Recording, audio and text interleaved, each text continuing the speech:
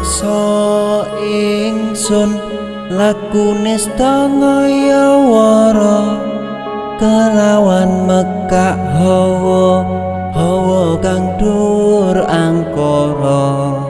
Senajan setan gentayangan tansah gawe rupeda hingga pupusing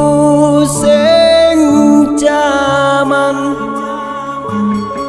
hametek ingsun nyirep geni wisamurka maperhardaning panca saben ula sing netra linambaran sih kawelasan ingkang paring kamulyan Sang Hyang Jati Pangeran